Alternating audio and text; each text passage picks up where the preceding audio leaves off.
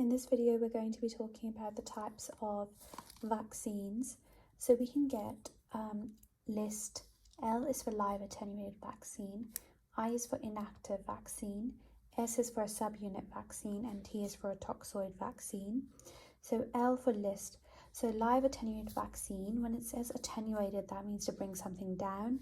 This is a weakened form of a vaccine. It delivers a strong immune response, even though the vaccine is weak.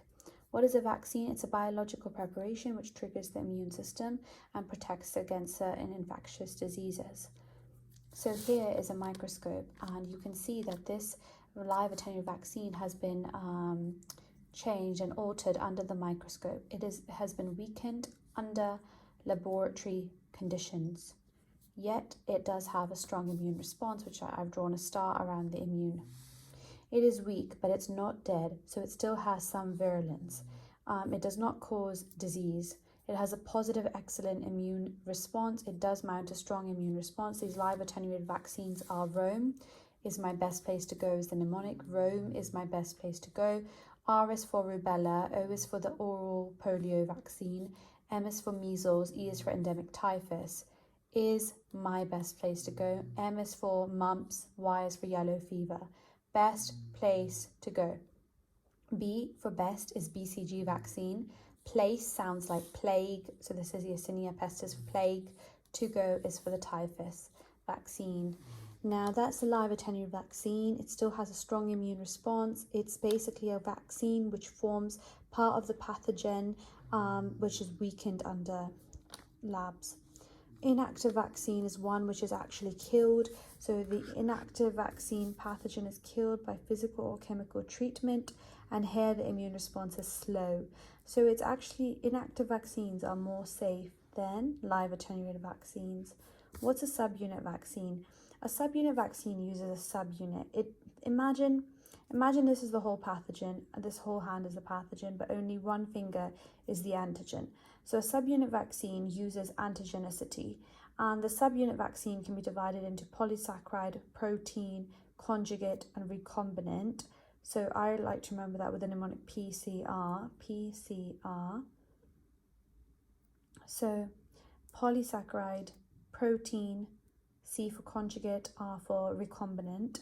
So subunit vaccines uses the antigenic part of a pathogen. It can elicit an immune response, yes, but no, it does not have a pathogenic component. It has an antigenic component. So all use specific antigens that best stimulate the immune system. It targets specific epitopes of an antigen, but it's expensive and actually mounts a weaker immune response. So examples include protein, polysaccharide conjugate. Protein just uses a protein of the antigen, which can be denatured in high temperatures and enzymes.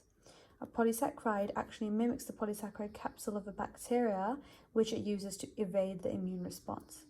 And a conjugate vaccine is one which you use a protein carrier. So it's like this double agent that's going around the body, and we're not able to find this pathogenic thing, like where the immune system's not able to find it. So we use a conjugate vaccine. For example, in some kids, their immune system does not mount a strong enough response to a polysaccharide capsule. So that polysaccharide capsule is invisible. How do we make some antigen or some capsule, some bacteria, some pathogen more visible? The way we make it more visible is using a protein carrier. Now, a protein carrier, think of it as like a rickshaw or like a bike. It goes and binds to your polysaccharide capsule, goes and binds to your conjugate. Is a type of vaccine which combines a weak antigen with a strong antigen as a carrier, so that the immune response has a stronger response to the weak antigen. It contains a polysaccharide chain bound to a carrier protein. Do you understand? It's a protein carrier which goes, it's like a rickshaw, it goes and piggybacks off of the polysaccharide, binds it onto its piggyback, and goes and knocks on the door of our immune system and says, here you go. You didn't see this, you were invisible to it before, but here you go. So it basically helps mount a stronger immune response to a weaker antigen.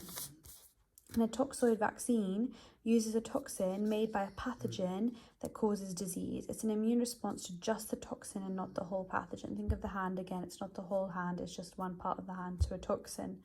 So this is Clostridium this is tetanus and diphtheria. They're toxoid vaccines, tetanus and diphtheria. Then in terms of the subunit, it was HPV. In terms of a conjugate vaccine, you know it's Haemophilus influenza type B, and an mRNA vaccine was be for COVID. And for killed or inactivated vaccine, you can remember the mnemonic: a trip could kill you. So trip is for T is for typhoid, which is a VI. R is for rabies, influenza, and polio, salk.